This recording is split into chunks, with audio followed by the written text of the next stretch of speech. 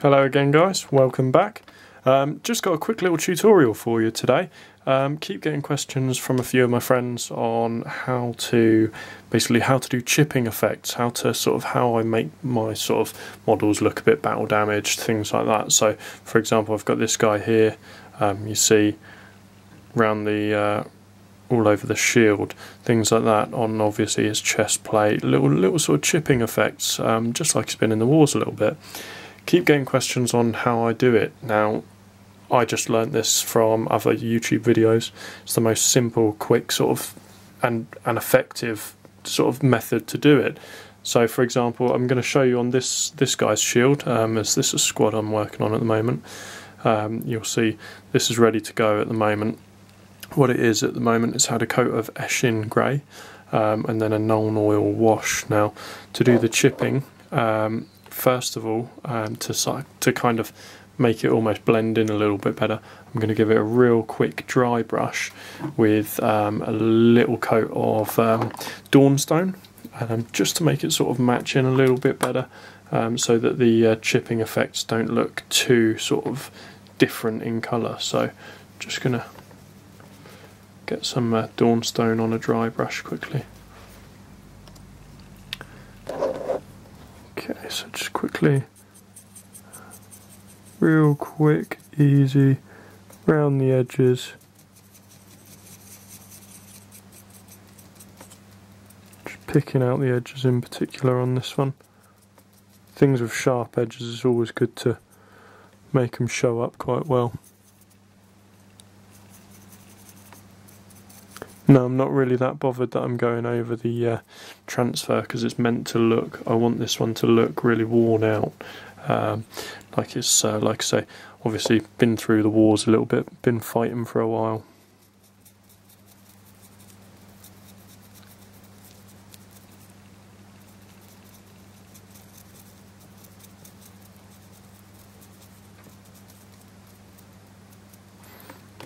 That's that all done. So chuck that brush in there. Now onto the chipping effects. Nice quick easy one. Like I say, we've done coat of Eshin, we've gone over with a Nuln Oil wash and then a dry brush of Dawnstone. What I'm going to do now is get a nice fine brush. Sorry, not brush, scrap that. What I'll use is a bit of foam. So this stuff, just basically bits that I've cut out of my figure cases. All you want to do, just tear off a little bit. Now you see, is when you tear it off, it's going to give it quite a nice flat edge. Don't want that. Just start picking out little bits of your sponge to give it more of a kind of uneven edge. So you've got different bits that you can use. Now I'm going to just give that a little shake. Open that up. Now what you want to do, just get a little bit of your paint onto your sponge like that, then just dab in your tray just to reduce the amount that's on there. You'll see it's kind of, let me just get that to focus. There we go, so you see there's not that much on there. Now you just pick out parts that you want this to chip on. So for example, just on the corners, around the edges. So you see, let's get that in for you. So you see like that on the corners and things.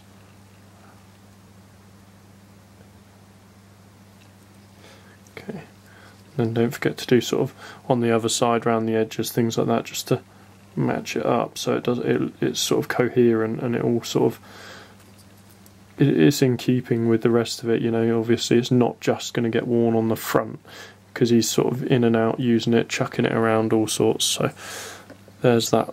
So you'll see we've just sponged in a few layers. Now obviously what you can do as well, what I like doing as well, is just get one of your brushes with the same colour. So a bit of that. What I'm using at the moment is Administratum, so up from Eshin. It's just a nice light contrast. Now, because obviously your sponge, you're only going to sort of get around the edges of that, I'm going to do some sort of just speck bits in on the actual face of the shield as well.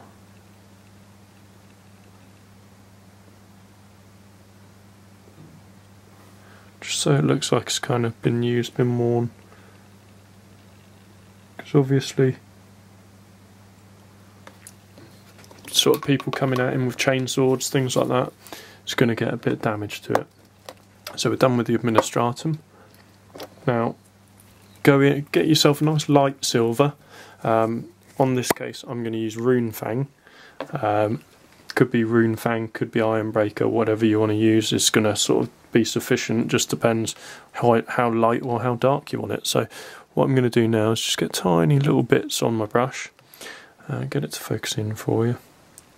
There we go. And just basically go around the bits that we've done in the grey, just filling in with silver, but not covering too much of the grey, so the grey's still there.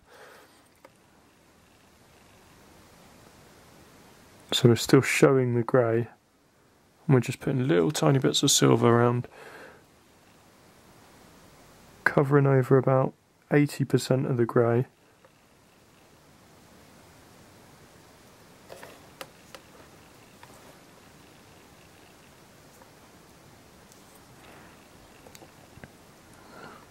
Even in these bits that we've done on the front.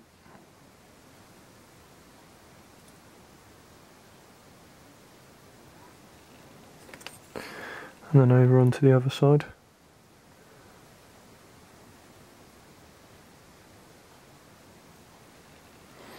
Okay, so that's that. So you see that layer's on there now. So we've covered some of the silver over. Pop that brush back. And what I'm going to do now, get myself a smallish brush, just grab out the Nuln Oil again. We're done with that Runefang now. Grab yourself out your Nuln Oil again. Now obviously this can be a different shade depending on what you're doing it on. So for Nuln Oil I'm going to use the Nuln Oil on the grey. I'd use, if it was the blue, I'd use Drakenhof, etc, etc. It's whichever one is applicable for what you're doing. So now what I would do here is just get a little amount on your brush, and I'm just going to go in over the parts that aren't chipped, just to drag the colour down to make it stand out a bit more.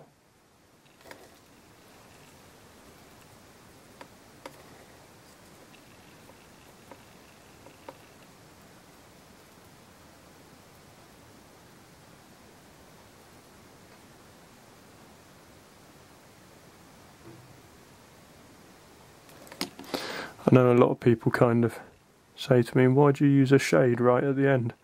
Sometimes they're just quite nice just to tone things down. You don't always have to layer over the top of a shade. There's no one that said, oh, you've done a shade, now you've got to put a layer over the top, you know. So just do things how you want it to be, how you think you like the look of it, you know. After all, the hobby is for everyone, and it's all about what you like doing, so give it a shot. So I've dragged that down in colour again. So you'll see there, just waiting for that wash to dry off a little bit. See, nice and battle damaged. Now that's basically it, that's all I do. You'll see you get quite a nice sort of chipping effect. You can have it in sort of different ways. You see these here, slightly different. One thing that you can do as well, I'll go over this one and show you what you can do. It's a bit of a test one for you guys anyway.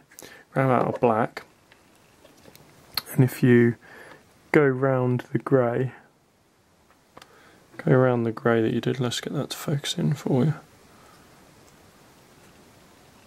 There we go. Go around the grey with the black first.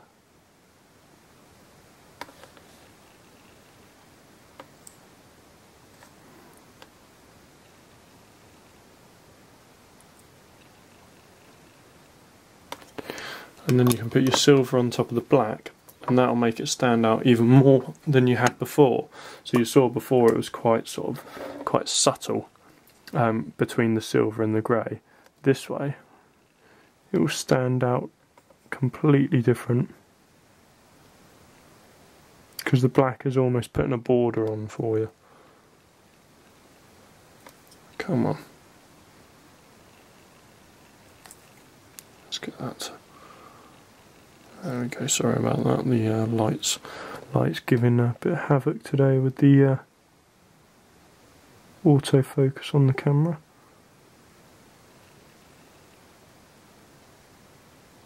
So you see, that's one way you can do it as well. You see around the edges, that makes it stand out a lot more. That's it, folks, that's all I do. That's my chipping effect. So you see these guys on the shields. If we can get these to focus in, it's going to be a bit of a annoyance. There we go. Gives quite a nice simple effect. And then, I mean, other things that we can do chipping on. What else have we got to hand that's got chipping on it at the moment? Nothing here at the moment, unfortunately. But I mean, for example, one other thing that I'm working on that's on the desk at the moment, this guy. You might have seen him in one of the other videos that we're working on. Let's get that to focus in. We've done chipping effects on the shoulders. Let's just get that light to get out. There you go, look. Where we've just done a light blue and then a silver on top of that. Even on the transfer there, if you do it on top of the transfers, you can almost make it look like it's sort of the symbol that's been painted on has just worn away, so it can look quite cool. That's it, guys. Again, ask me any questions if you need to. If not, we'll see you in the next one. Take care.